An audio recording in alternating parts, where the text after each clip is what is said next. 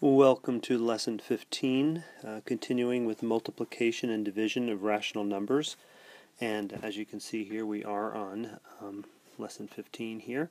But I want to begin actually with a little integer multiplication two-round session, okay? Because it's something we want to get better at. Again, hopefully you guys are developing strategies for seeing two similar signs. You know what it's going to be. It's going to be positive. Seeing different signs, it's going to be a negative answer. But actually just getting to know those multiplication facts, really, really important. Okay, so here's some integer multiplication. We're going to do round one. I'm going to set my timer like I have in the past, and set you for 1 minute. So if you want to go ahead and get this is the back page of lesson 15 in your binder. You'll see this one, round one, and you know the deal. You go ahead and go until you're finished. Write the number correct up here, and then we'll do a round two after that. Okay. Okay, so here we go. I'll tell you when.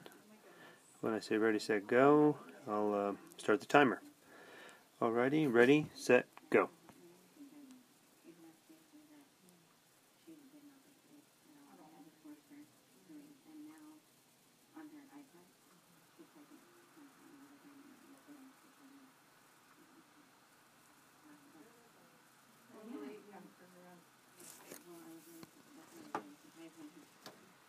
Yeah.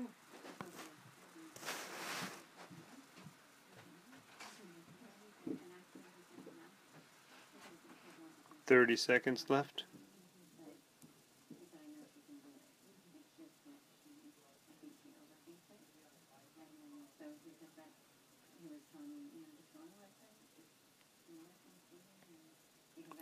$15 seconds. 10 seconds.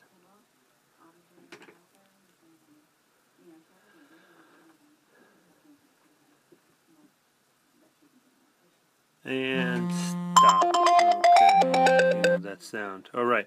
So go ahead and write your number correct up here, and then we're going to go ahead and turn the page over, or actually go to the next page. I'm not sure if it's the page over or the next page. Let's see. It actually is the page over. So I'm going to go ahead, do another 1 minute of integer multiplication, and number correct, and we're looking for improvement, okay? And we're looking not only for improvement today, but from previous sessions that we've had. I was really happy on Monday that a lot of people were saying they they saw some improvement, which is great. Okay, so here we go. When you are ready, I'm going to go ready, set, go, and get us started. Here we go, and ready, set, go.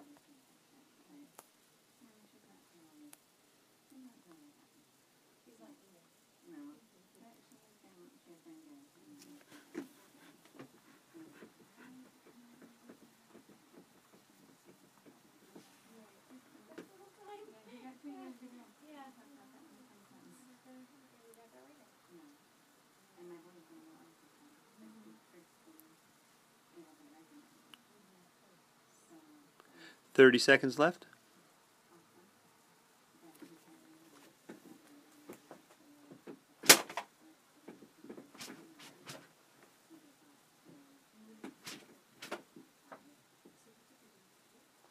$15 seconds.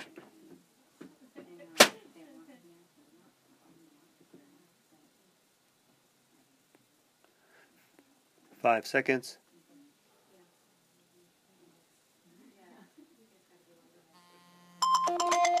Okay, and we are done. Alrighty.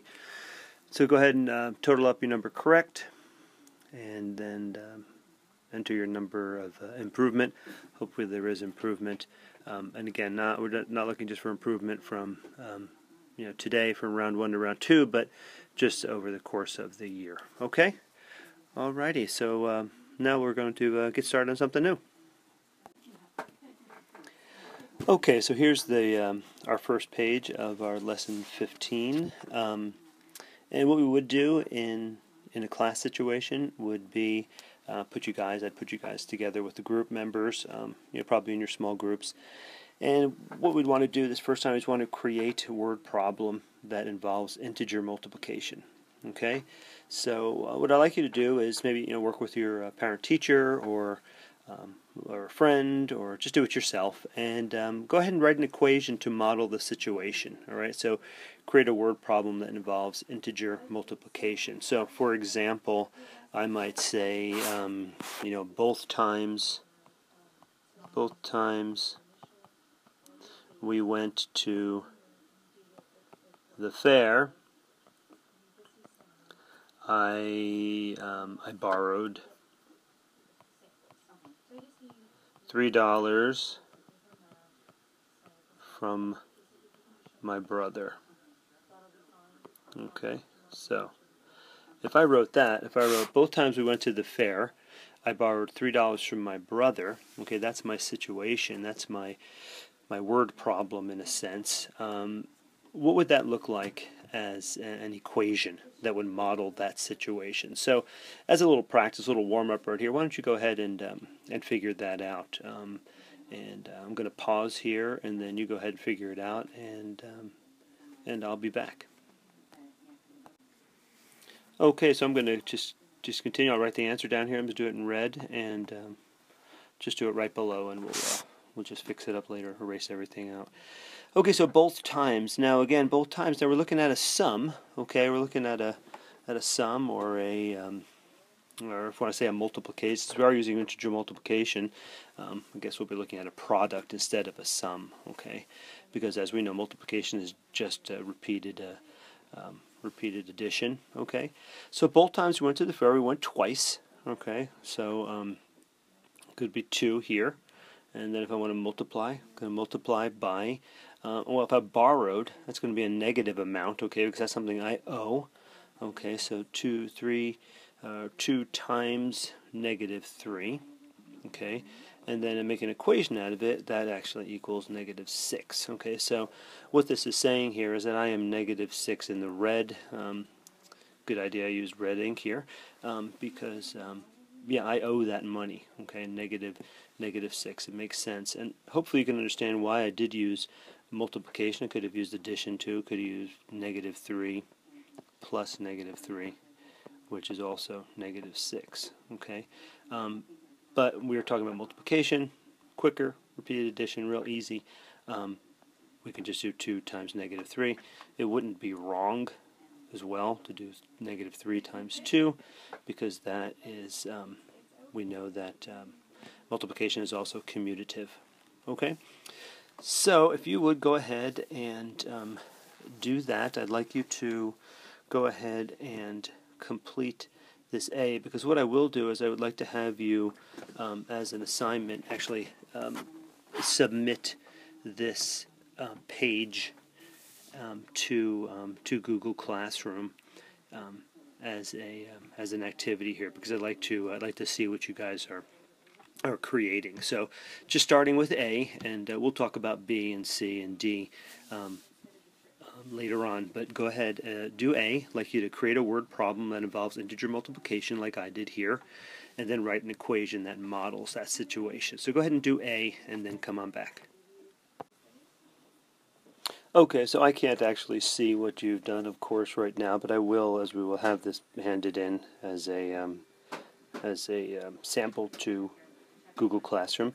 But now let's go ahead and do part B. What I'd like you to do now is change this word problem by replacing the integers. Okay, because we've used integers here. Right here we have integers. We have 2 and we have -3. All right, we're going to replace those integers with non-integer rational numbers. Okay, which includes fractions and decimals. Okay, so for my purposes here, it might since I'm talking about money, I have a real good opportunity to do just that. So if I went ahead and changed my word problem, I'm going to just say, I'm going to continue. So both times we went to the fair. Okay, I borrowed about $3.50 from my brother. Okay. All right. So now with this, the point being made here, okay, and the point they're trying to make here, want me to make to you is that, these rules that govern multiplication of integers stand true for multiplication of any rational number, okay? Because what this is going to be then is still going to be 2 times, now we have negative 350, okay, which is a decimal now, which makes it a rational number, okay? It's not an integer per se, okay? So then that equals negative $7, okay?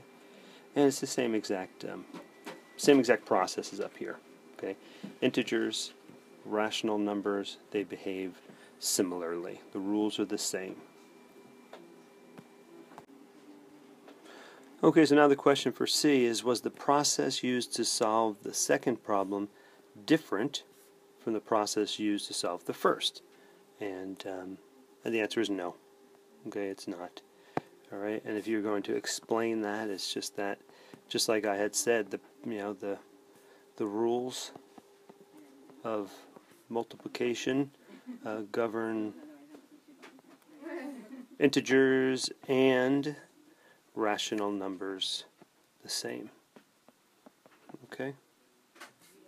Numbers the same. Okay? All right. So if we go ahead and we can write down some rules for multiplying rational numbers. That's what it says here, D. The rules for multiplying rational numbers are the same as the rules for multiplying integers. Okay, so those rules do follow. Okay, and here they are. Let's go ahead and have you write these down. And again, I'd like you to send these along this entire page, do a little snapshot for Google Classroom. Okay, so the first rule here is multiply the absolute values of 2 rational numbers. So multiply absolute value. Hopefully we have absolute value down.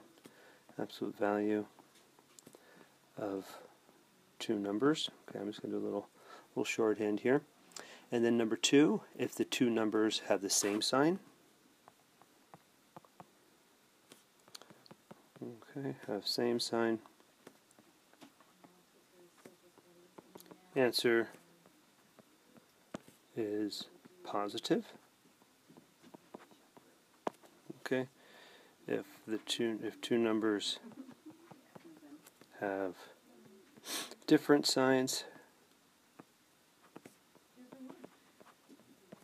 answer is negative. Okay, and these are things that I think many of you know already, and I continually say them, so hopefully this is going to be easy enough for you to remember just the fact that integers and rational numbers behave similarly when multiplied. Okay, so here's exercise 2, and it is a word problem, and one that I need you to do on your own. I'm going to read it to you now, but I want you to work it out by yourself, doing the long division on your own, okay, and not reverting to a calculator right at this moment, because I'd like to see that you have this long division process down pretty well. And I'd like to have you answer this question correctly based on the question, and we'll come back after you're done, and we'll look at it together. But hopefully you are going to remember a key point in when you come up with your answer. So here it is. In 1 year, Melinda's parents spend $2,640.90 on cable and internet services. If they spend the same amount each month, what is the resulting monthly change in the family's income? Okay, so again, in 1 year, Melinda's parents spend $2,640.90 on cable and internet services. If they spend the same amount each month, what is the resulting monthly change in the family's income? Okay, so go ahead and work that out, and come on back. Okay, so here's my my long division worked out here, $2,640.90 divided by 12, okay, because we're talking about 1 year, and we're talking about a monthly charge, so we want to find out our per month charge, okay. Now here's my answer, is what I come up with up here is $220 and 7.5 cents is pretty much what we're looking at here. Now this is not a way we like to express numbers, okay, so express dollars and cents. So we're going to round that, and if we did round that, well, of course when we're talking about money, we're always rounding to the nearest cent, so that would be $220.08. Now, there's one thing missing here, and hopefully you guys remembered, because the question was, what is the resulting monthly change in the family's income? Now, in terms of income, you could either go up, have a positive, or you could go down, have a negative. So, in this case, since they are spending this money, okay, they are paying this money, the correct answer would be negative $220.08. So this is a completely correct answer here, okay? All right, and then if we just continue on, we're looking at these rules for dividing rational numbers, and again, they are the same as dividing integers. Okay, so just like before, you divide the absolute. I'm going to say absolute value of the two numbers. Okay, and then again, just like multiplication, if the two numbers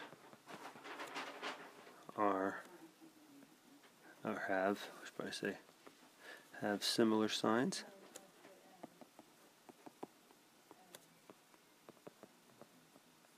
answer is positive. If the two numbers have different signs, the answer is negative. Okay? So it's the same. Alright, so we are just trying to clarify that, just so you know that these rules of multiplication and division hold up, whether you're talking about just integers or if you're talking about rational numbers. Okay, but again, one thing to really pay attention to in this question is this idea of how to express this answer. Okay, and this was based on the question itself. What was the monthly change in the family's income? This idea of change. And when you're talking about income, we're talking about anything about money, you're talking about either going up or coming down. Okay, so you got either positive or it's negative. All right, and since they are spending this money, it's going to be a negative $220.08. Okay, here's a nice problem. We'll show how you can use a chart to solve some problems. And let's see, there are, up to F. So A, B, C, D, E, F. So six questions to answer. And you're going to go ahead and use this fundraiser chart to help answer the questions that follow. Okay, and here are the, I'm going to read from right down here. So Jeremy is selling plants for the school's fundraiser. Listed above is a chart from his fundraiser order form. Use the information in the chart to answer the following questions. Show your work and represent the answer as a rational number.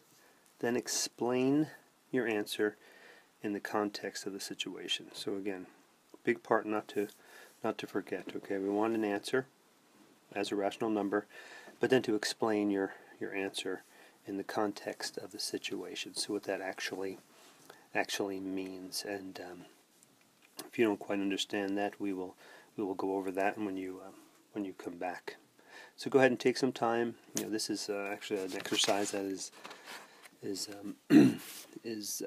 expected to take about 20 minutes, but take whatever time you need and come on back, and we'll go over all the questions together.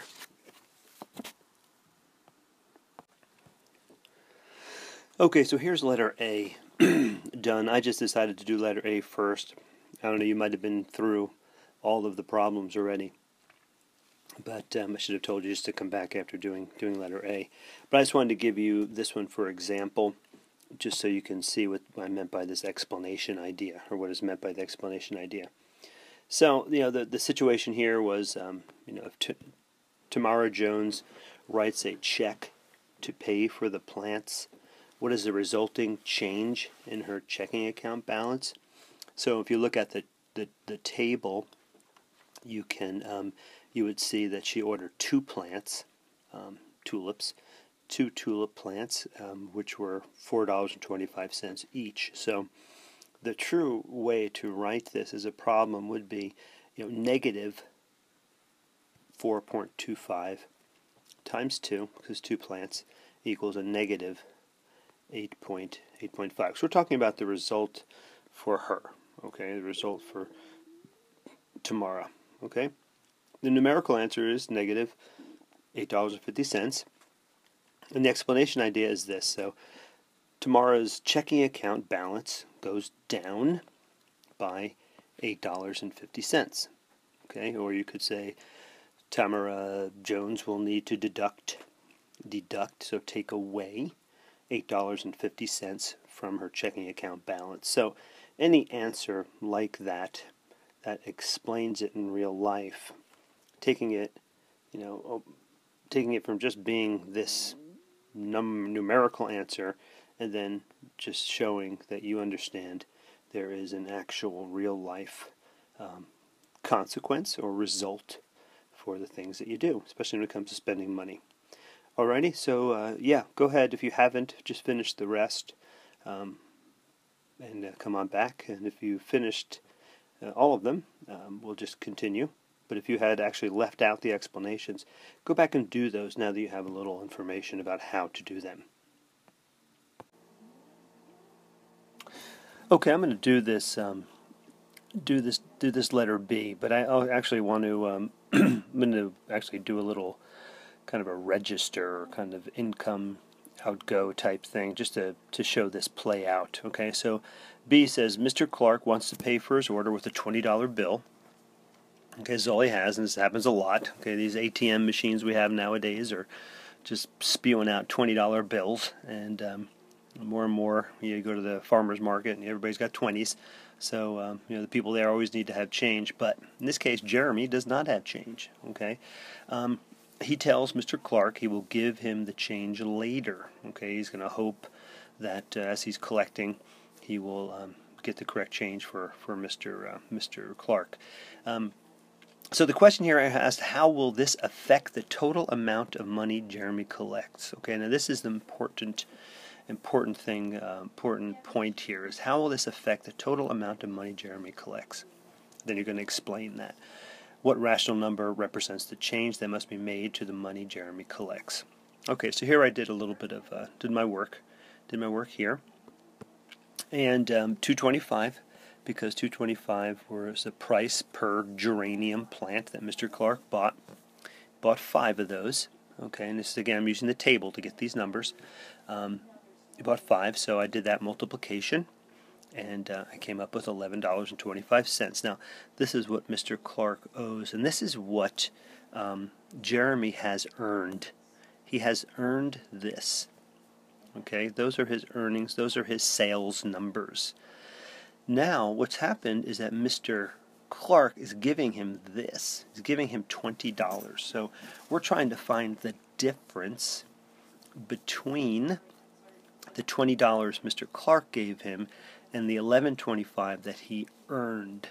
Okay, and a good way to do this then could be, you could do a number of things. You could do $20 minus $11.25, which would give you $8.75. But if you do it this way that I did, $11.25 with the earnings, then I'm going to add a negative 20. Okay, negative 20 here. And then I'm going to get negative 875. So I pretty much have saved a step. I'm just going to cut right to the chase. And I want to know the difference between that 20, okay, and the 1125. Okay, I'm getting the difference right there.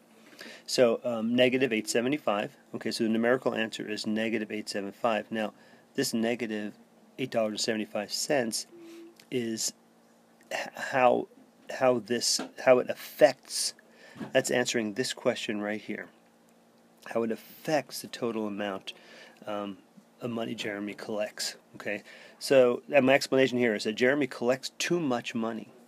Okay, too much money. He hasn't earned that whole $20. Okay, he's only earned $11.25. Okay, but he's getting $20. Okay, he owes Mr. Clark, and this is what he owes him right here. Okay, so he needs to adjust his income by negative 875.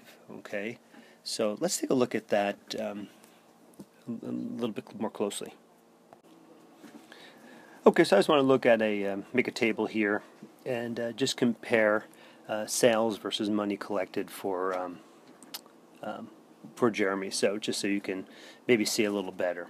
And what I'm going to do is I'm going to say, Tamara Jones, remember her first transaction? Yeah, we looked at that. That was in letter A. We looked at it from the perspective of her and how it changed her checking account balance. But now we're going to apply it to Jeremy. Okay, so the sales, what he has actually sold, the value of the product that he sold was $8.50. Okay, and those were 2 tulip plants.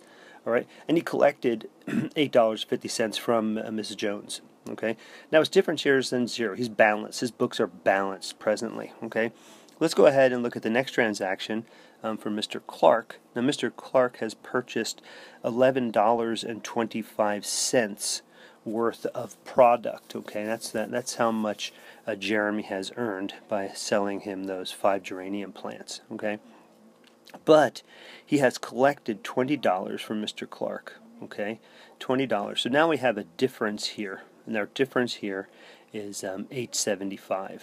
Okay, so what this means now is that he needs to pay to balance his books, because at the end of the day, we would like sales, this number here, the sales number, and the money collected to be even. Okay, and that means that's the whole idea of balancing your books. Okay, balancing the books. Okay, and then you would want that to be, so over here, a difference at the very end of the day, you'd want the difference to be zero. You can look through all your sales receipts, and they're going to be a certain total, and then that should match how much money you've actually collected. Okay, so right now you can see that Jeremy has collected too much. Okay, actually, in the sense, we could, if we did want to do collected versus sales, we could put actually plus. He's collected too much, so he needs to actually get rid of that. He needs to get that to Mr. Clark later on. Okay, hopefully that makes that a little bit clearer. Okay, so here's C, and I'll read this for you here. Jeremy's sister Susie borrowed the money from their mom to pay for her order. Now again, Susie, you're going to find her numbers on the table as well. Okay, and they were all using that fundraiser chart or table to answer these questions. Okay, their mother has agreed to deduct an equal amount of money from Susie's allowance each week for the next 5 weeks to repay the loan. What is the weekly change? Okay, weekly change in Susie's allowance. Now we get negative $2.50 because she's ordered one violet plant, which costs $2.50. Okay, so negative 50 because it is a payment by her. So we're talking in terms of Susie. All right, and then we're dividing that by 5 because Mom says she'll do it over 5 weeks, next 5 weeks, and then we get a negative 50 cents. Okay, and that's a negative 50 cents per week. That would be our numerical answer right there, and it says weekly change. So we're going to use the $7, and we're going to use the 50 cents per week. Okay, or negative 50 cents, and the explanation is Susie will lose 50 cents of her allowance each week, plain and simple. Okay, so here's letter D. Now, Jeremy's grandparents want to change their order. They want to order 3 daisies and 1 geranium instead of 4 daisies. Okay, which I find very surprising because grandparents are always looking to give more to their grandchildren when it comes to fundraisers. But it looks like Jeremy's grandparents are cheaping out a little bit only. But anyway, the question here is, how does this change affect the amount of their order? And again, we are talking about from their perspective, okay? So how does this change the amount of their order? Okay, so in their perspective, from their context. All right? So here's what I did, and I hope you did the same thing. I didn't actually label them, but here was the original order right here, was $375 times 4, and that equals $15. So they originally were going to owe Jeremy $15. Then they changed it. They took away 1 daisy, so then it was $3.75 times 3. I put that in parentheses. I like to just set that off. You don't have to, but and then plus a $2.25, which is the 1 geranium plant. So then again, if I just continue to solve this. If I solve the parenthetical expression right here, that's 1125, again, plus the 225, which equals 1350. So the new order total is 1350. Original order was 15, new is 1350. Now, from Jeremy's perspective, this would be a negative transaction in the sense that he's losing some money or some potential money because Grandma and Grandpa haven't paid yet. Okay. Anyway, my finding difference here, I got $15 minus $13.50, and that equals $1.50. Okay.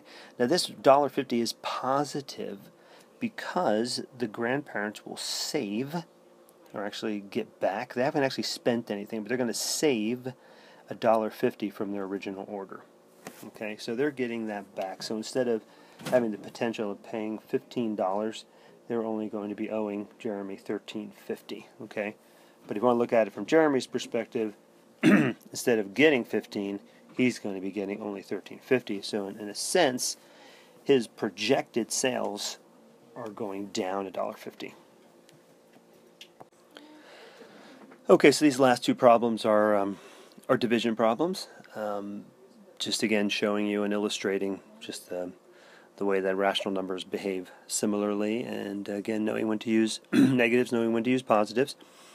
Okay, so Jeremy approaches three people. This is letter E here. Jeremy approaches three people who do not want to buy any plants. However, they wish to donate some money for the fundraiser when Jeremy delivers the plants 1 week later. If the people promise to donate $14.40, what will the average cash donation? What will be the average cash donation? Okay, and we know we're talking about average. We know we're talking about division. Okay, and hopefully you know what to do with that. The numbers we need 3. Okay, and then if we went ahead and did that, and if we divided 1440 by 3, and again, I'd like you just for the next few lessons to use some of your skills in long division just to work those out. Okay, so the numerical answer is $4.80. Okay, and of course that is a positive because we're talking about how that affects him. Okay, and it's a positive going towards his fundraiser. All right, and an explanation of this one is just that the average cash donation will be $4.80 per person. Okay, when we're talking about average, we're always talking about a per unit. Okay, so per person. All right, and F is Jeremy spends 1 week collecting orders if 22 people purchase plants totaling $270. What is the average amount of Jeremy's sale? Again, another average question. And again, we know we're talking about average, talking about division. We need a number. 22 is our number. And if we went ahead and did that, and you went ahead and divided, I'm not going to do the whole thing right here because it's pretty long, divided $270 by 22, you end up with something that looks like this, 12.272. And if we're going to go ahead and round that off, because when we're talking about dollars and cents, we like it nice and neat to the cent, okay, our answer would be $12.27, okay? And again, just the average sale is $12.27. Okay, so in closing, a couple of things. Lesson summary, again, overall idea of this lesson was that the rules that apply for multiplying and dividing integers apply for rational numbers as well. Okay, we can use the products and quotients of rational numbers to describe real-world situations. Okay, and again, that's how we tried to apply that here, especially with the Grimes Middle School Flower Fundraiser problem. Okay, beyond that lesson summary, which is there in your book, is the following here. So, when reading word problems, because this was all about word problems, we can look for words that indicate multiplication or division, and there are also keywords, okay, that tell us if the value is positive or negative in that context. Okay, so if we went back again, in this case here, when we had the Mr. Clark, let's go to the Mr. Clark idea. Well, actually, let's go to Tamara. Okay, up here, we talked about it in terms of Tamara it being a negative. Okay, because it's going to come out of her checkbook. This could have come out of her checking account. All right. Now this same problem would have been a positive $8.75 for Jeremy, because this is how much money he's collecting.